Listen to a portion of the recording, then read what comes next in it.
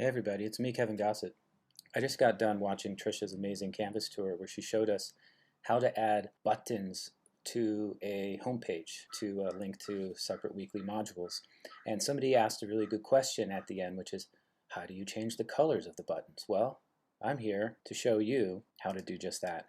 Changing the button colors using HTML color codes.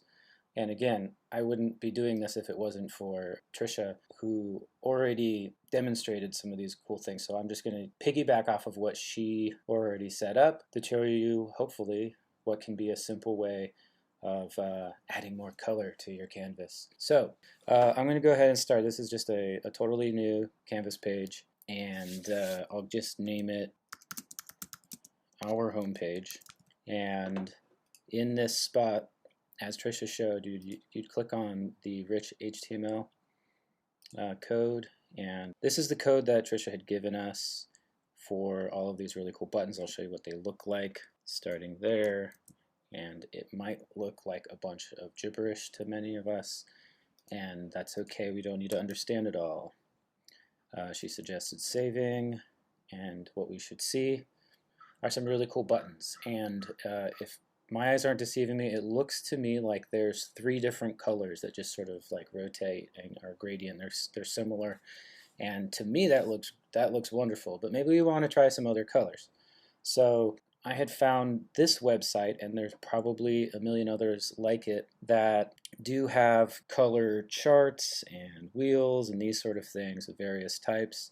So you could totally experiment with them. But basically what an HTML color code is it's a 6-digit code following the pound sign or the hash, whatever we're calling that these days. And this website, you see the link there, htmlcolorcodes.com, actually allows for you to kind of set up and see different colors next to each other. So since there are 6 here, I'll go ahead and just select 6 colors that maybe look cool together, maybe don't. I'm starting with that one, this blue, and this green, and this purple, and this sort of golden one, and maybe that one. Alright, so let's see. Are those all going to look good together as buttons? I don't know, but what I can do is I can take in this first one. You can type this out, but I'm just going to sort of copy this, and then I'm going to paste it into the code here. So click Edit,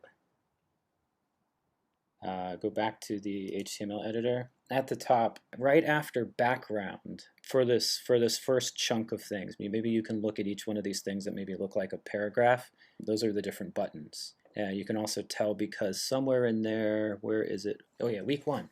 This is the week 1 button. So I'm going to change the week 1 button so where the background color is that one that I had selected, that kind of clay color.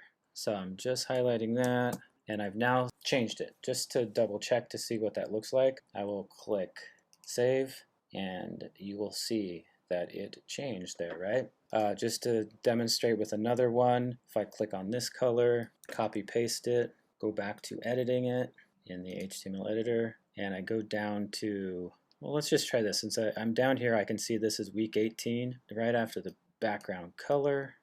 Changing that, I'm going to save it, and there week 18 is different. So you can go through and do it for each one of these if you're setting it up, whether you have 18 weeks, whether you're doing just like using the buttons to link to other parts of your canvas. Maybe you have different units that you're working on or whatever, but color, it's helpful. Even if we're keeping it simple, we at least want to keep it visually appealing. So there are some ways to do that. I hope this helped.